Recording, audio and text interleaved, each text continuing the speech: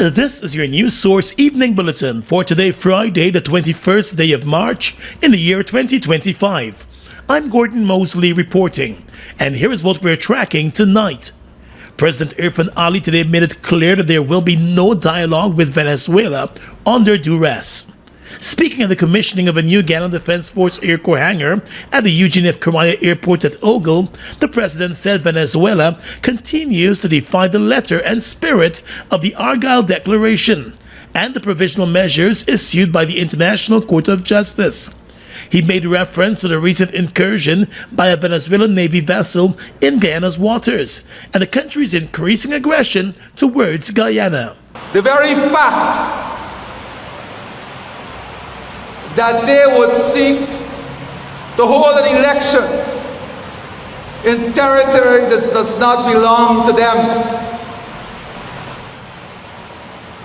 tells you that they're not serious about dialogue. They're not serious about the Argyle Declaration. And we will not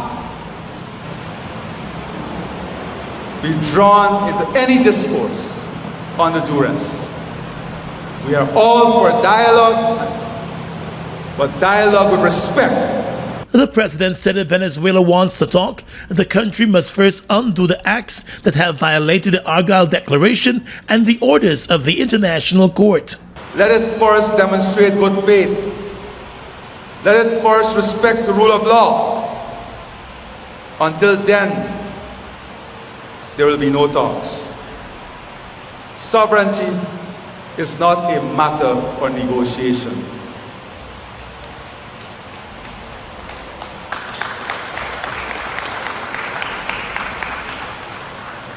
Even as we repose our confidence in the rule of international law and in diplomacy, we are not blind to the realities of the world we live in. Venezuela has been stepping up its claim of Guyana's Essequibo region and has even announced plans to host elections for a governor of Guyana's Essequibo. The government of Guyana has condemned those plans and has alerted the international community. President Ali today said a strong nation must have the means to identify and deter threats, while noting that investments are being made for improved and better monitoring of Guyana's bordering regions. We are sending a signal. We are speaking with a unified voice that we stand firm as a country and as a people. And in standing firm, we will make every investment necessary to ensure we have what it takes to secure our nation's sovereignty and territorial integrity. The president noted that heavy investments in the Guyana Defense Force is not for war or aggression, but for protection, development, and the national security of Guyana. More news coming up in just a moment. It all starts with one. Maybe it's one look, you know the one, or one touch, even one word. I can start with one step, or one promise, one thrill, one first time, one deep breath, one leap of faith, one day to remember, or one night to forget. One moment, so many stories that make up one crazy, average, everyday, fabulous life. We get one life, just one. Make your move. It all starts with one.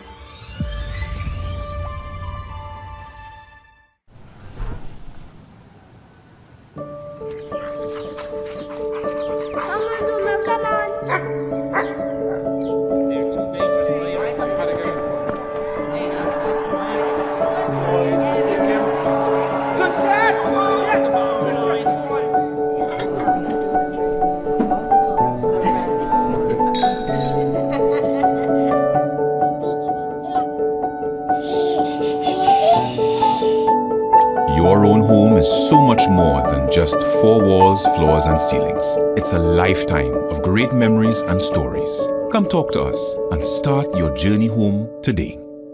Republic Bank. We're the one for you. Citizens, please be reminded that the Ministry of Housing and Water does not sell land or housing units through any third-party arrangements or accept payments through any mobile money platforms. All our allocations are done at our Brickdam Georgetown main office, any of our regional offices, or at any scheduled Dream Realized event. A message from the Ministry of Housing and Water, Central Housing and Planning Authority. Mobil 1 is more than oil. It's many oils. It transforms at the molecular level. When cold, it's thicker than honey. When hot, it's thinner than water. Mobil 1 adapts and readapts to last longer. 16,000 kilometers between oil changes. That's your engine evolved. Sol Guyana is the authorized distributor of Mobil lubricants.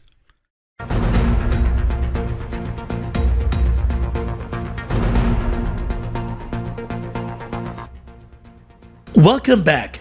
Let's tell you now that U.S. Secretary of State Marco Rubio will travel to Jamaica, Barbados, Guyana, and Suriname next week as part of a Caribbean tour. The visit is expected to begin in Jamaica before moving on to Barbados, then Guyana and Suriname. A number of issues related to illegal migration, relations with the U.S., the Guyana border controversy with Venezuela, and the threat of U.S. sanctions against countries that utilize the Cuban Medical Brigade are to be discussed. CARICOM leaders are also expected to raise a number of trade and foreign aid matters with Mr. Rubio. Mr. Rubio will become the third U.S. Secretary of State to visit Guyana over the past 5 years in 3 different U.S. administrations.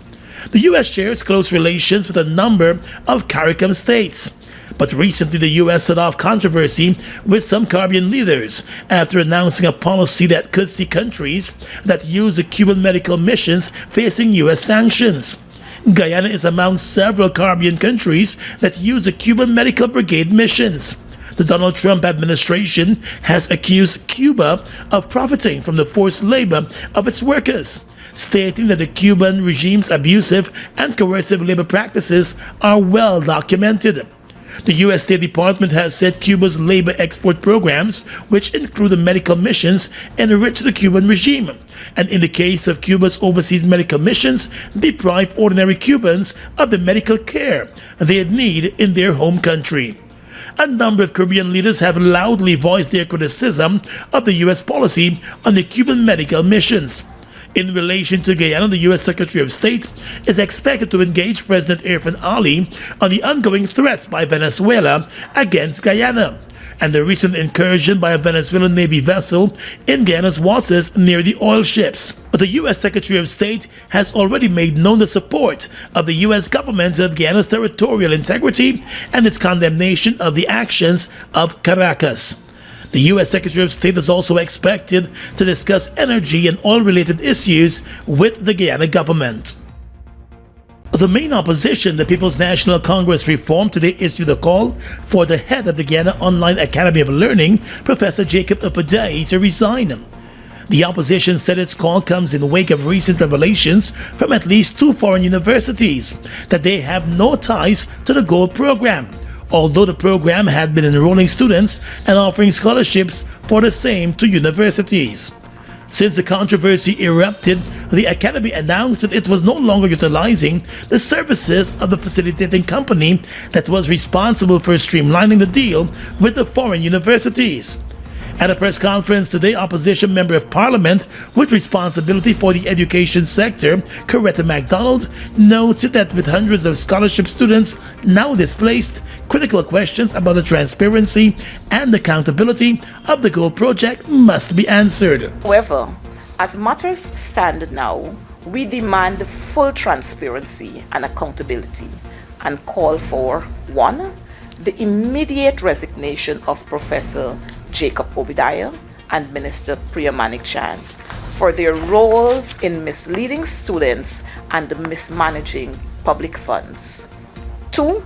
A full parliamentary inquiry and forensic audit of Gold's financial records, with all agreements, particularly those with ISDC, UNICAF, and other third-party affiliates being made public. The opposition member of parliament said there must also be an immediate intervention to provide affected students with legitimate alternatives, allowing them to complete their studies at the University of Guyana or at other accredited local institutions instead of being forced into other universities where their certification might be questionable. This situation is not just about mismanagement.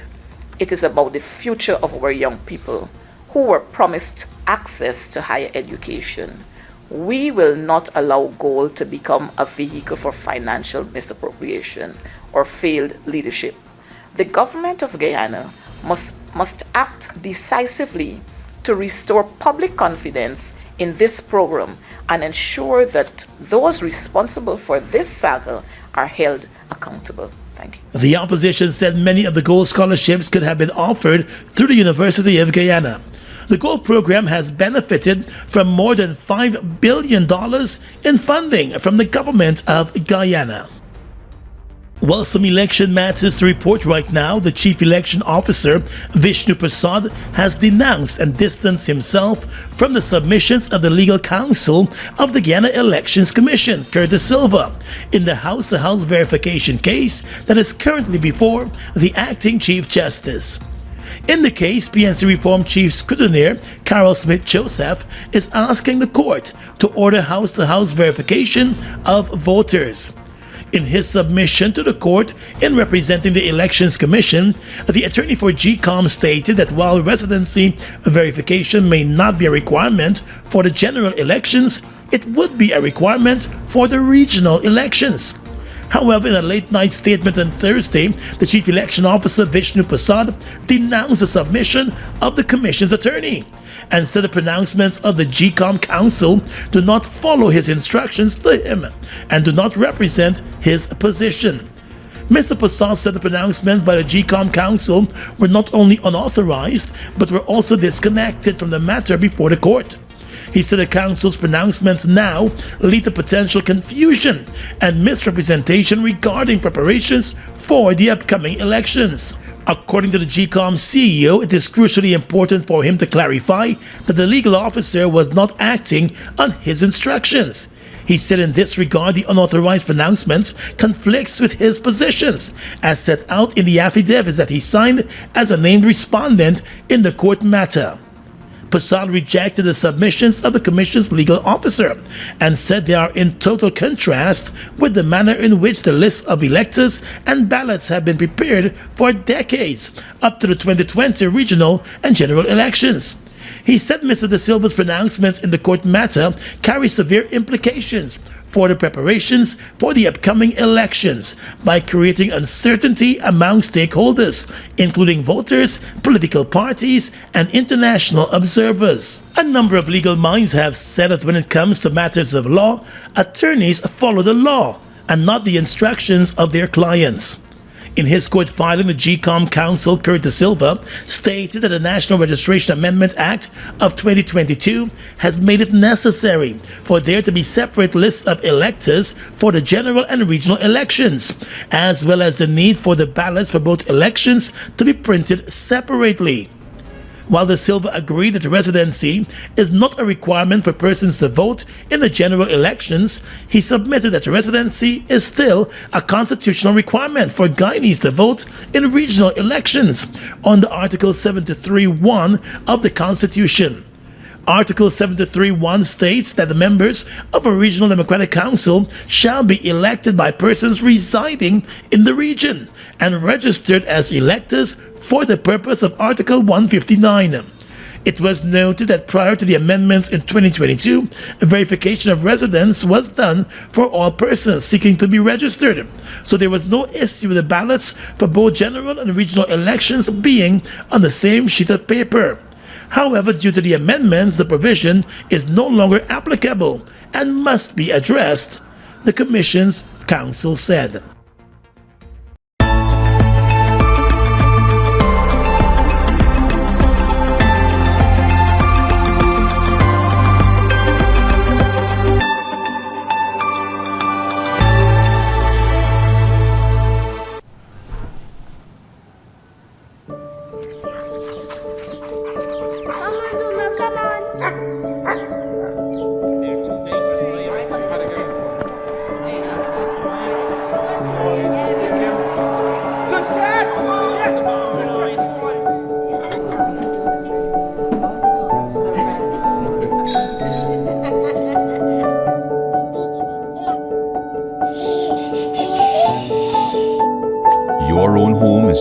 much more than just four walls, floors, and ceilings. It's a lifetime of great memories and stories. Come talk to us and start your journey home today. Republic Bank. We're the one for you.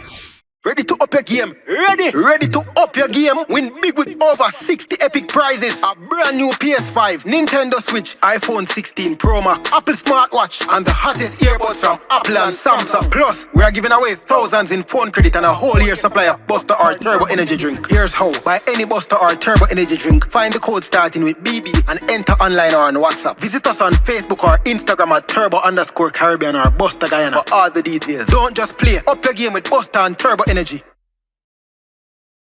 The Caribbean's oldest business chamber, the Georgetown Chamber of Commerce and Industry, elected its first female president today, after being in existence for 136 years. Managing Director of Dynotech Construction Chemicals and former Vice President of the Chamber, Kathy Smith, has been elected the President of the Chamber of Commerce. She replaces businessman Kester Hudson and will now lead the Chamber's 21-member council. At the press conference this afternoon, the new president of the GCCI thanked the council for reposing its confidence in her to lead the chamber at a critical time in the country's history. It is indeed a privilege for me to be given this opportunity, even more so to be the first woman president of the GCCI. Her election comes at a time when almost 50% of businesses registered under the Chamber of Commerce are led by women. And I think this really speaks to the very foundation of the GCCI and its commitment to not just women empowerment, but inclusivity.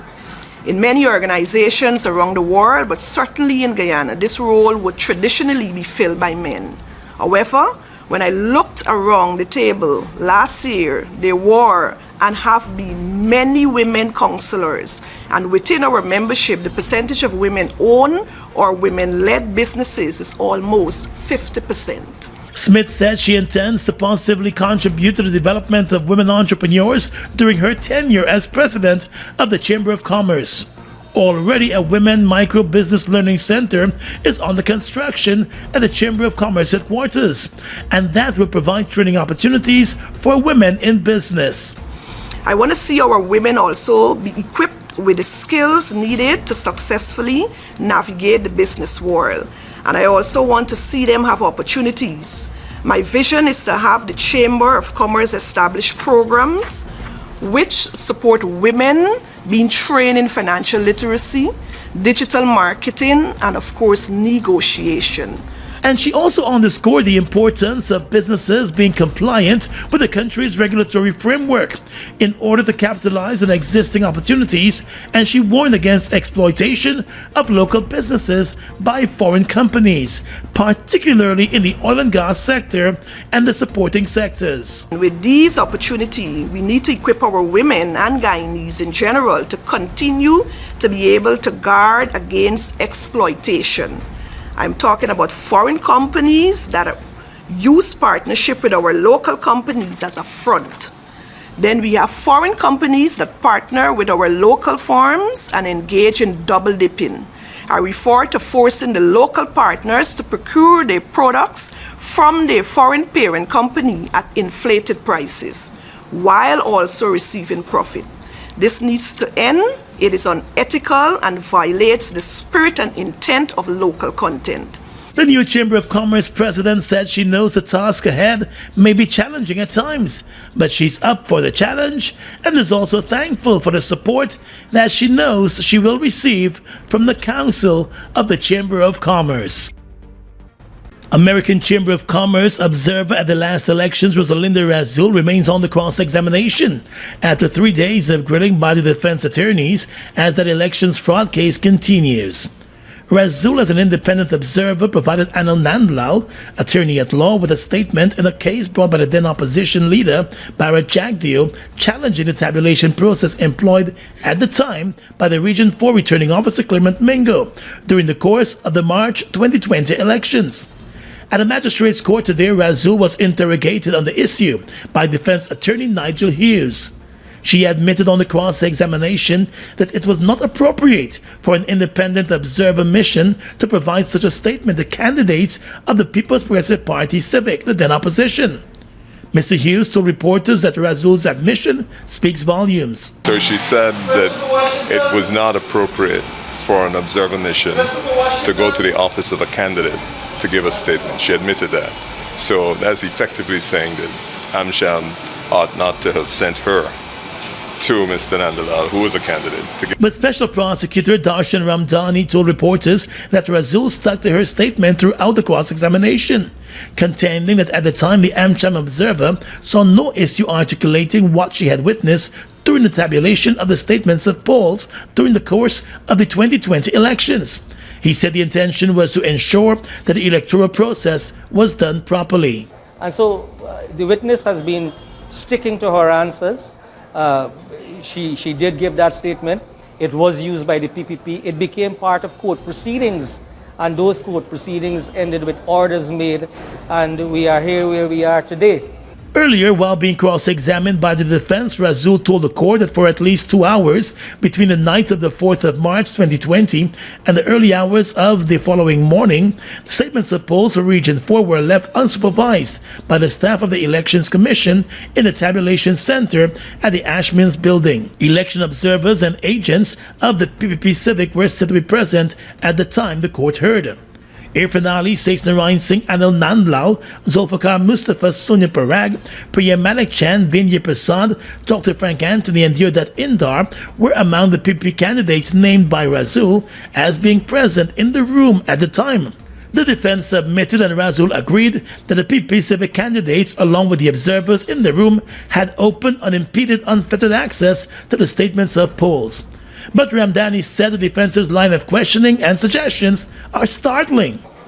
And there are several teams that the defense is running in their cross-examination. The first one appears to be that the independent observers that were present, including Ms. Rasool, had an opportunity to tamper with statement of polls that were left exposed at the Ashmans building for some point in time. Now, that's a rather startling suggestion that was made to her. The other team was that as an independent observer, it seemed that the defense is suggesting to her that you should have gone to the police station if you saw a crime being committed and make a report, and why you did not make that report. Now, I believe you all would agree that an independent observer is a person who observes. During her testimony, Razul also said that during the course of the elections, the election officials on the ground abandoned the use of SOPs and opted for a spreadsheet. She testified that she witnessed numbers being called out by GECOM staff that did not match the numbers on the corresponding documents that were in the process of party agents, triggering loud protests. Following the last elections, Razul was appointed head of the diaspora unit of the Ministry of Foreign Affairs and International Cooperation. She was also appointed chairman of the board of directors of the Transport and Harbors Department, the director on the board of directors for the Kanawaima Ferry Services, and the director on the advisory board to the Maritime Administration Department. On Tuesday, she will enter the witness box for a 4th day as the defense continues its cross-examination. The Protected Areas Commission today launched a $600 million national tree planting project. The project will see a total of 50,000 trees being planted in urban areas, and it is aligned to the government's Low Carbon Development Strategy 2030.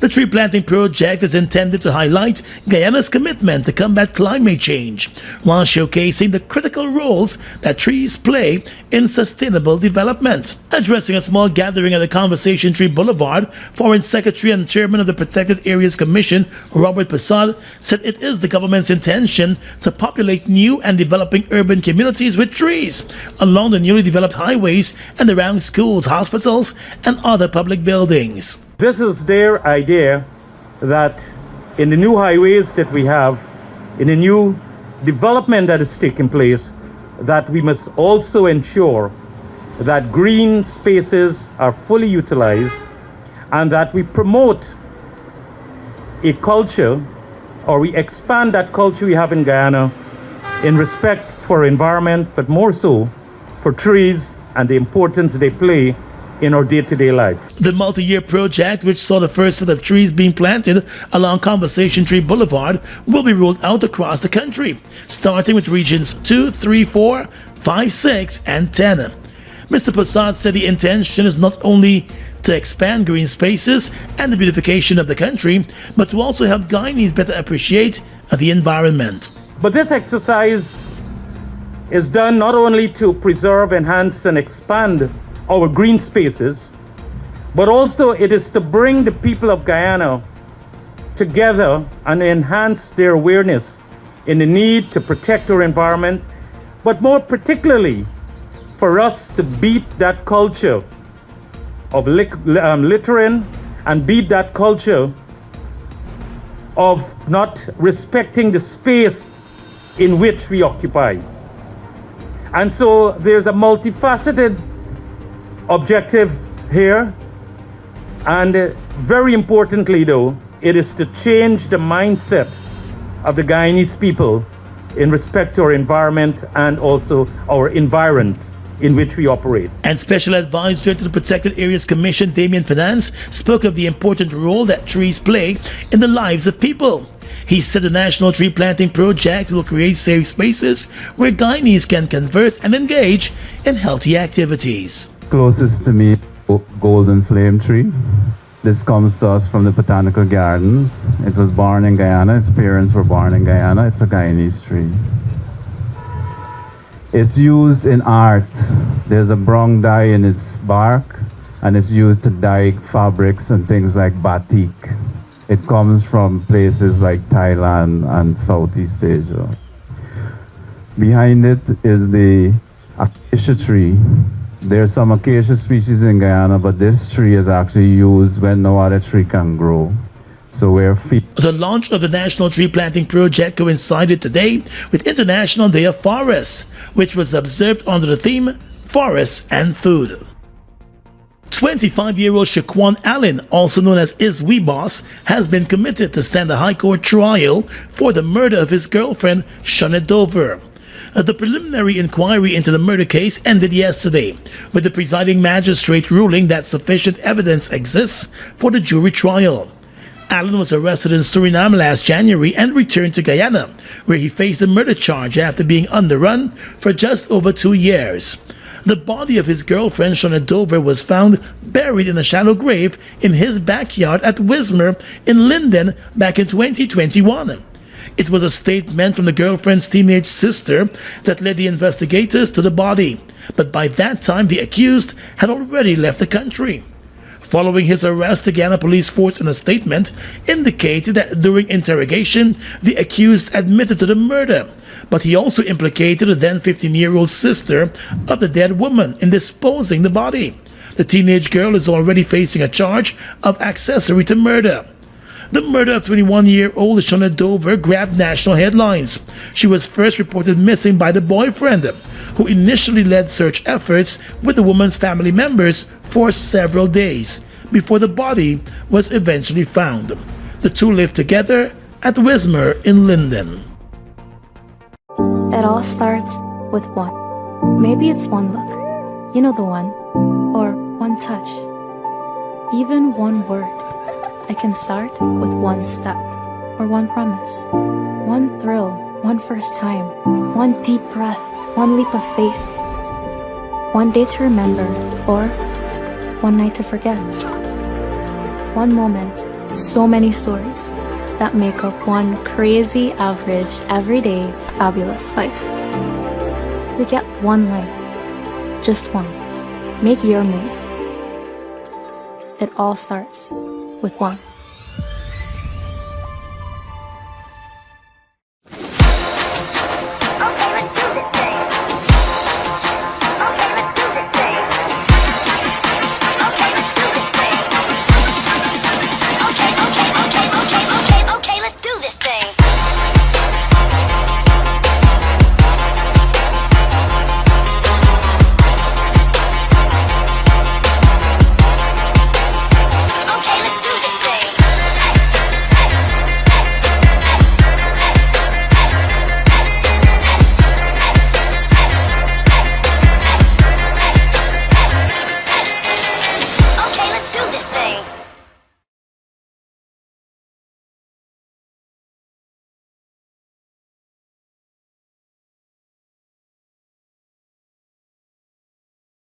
Guyana's economy is rapidly transforming, and we're all part of it. Guy Oil is at the forefront of this development by providing reliable and efficient energy and supporting community development from the very core. 100% of Guy Oil's profit goes back to building schools, roads, and other important infrastructure that connects our cities and towns, providing fuel to domestic, marine, industrial, and aerial transportation. Guy Oil has now repositioned itself as a market leader in the petroleum industry, building a better future for all of us.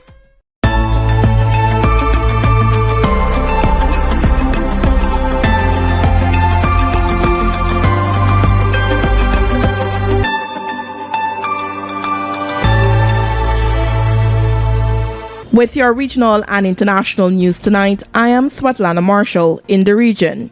The government plans to introduce a dedicated school bus system for rural Jamaica starting in September this year. The announcement was made by Prime Minister Dr. Andrew Holness in his contribution to the 2025 to 2026 budget debate in Parliament, the Jamaica Gleaner reports. The new bus system will be rolled out in phases.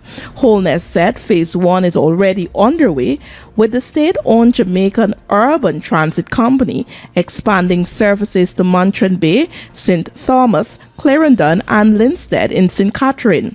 He said the government plans to add 12 additional 45-seater buses to the already existing fleet of 10 buses, giving the Montego Bay area in St. James 22 total buses. The Prime Minister said under Phase 2, 100 fully refurbished will be deployed across the country. Holness said the dedicated rural bus system is to ensure equitable access, improve attendance, and enhance safety while easing the financial burden for families.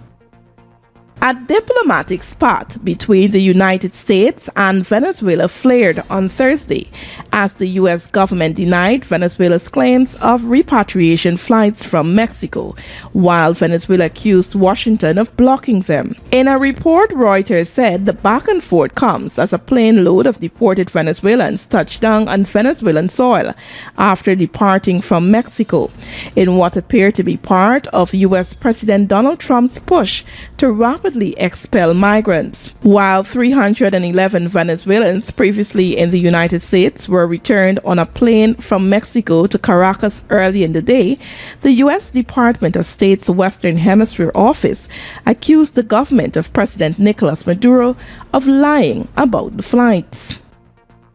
And finally tonight, international news.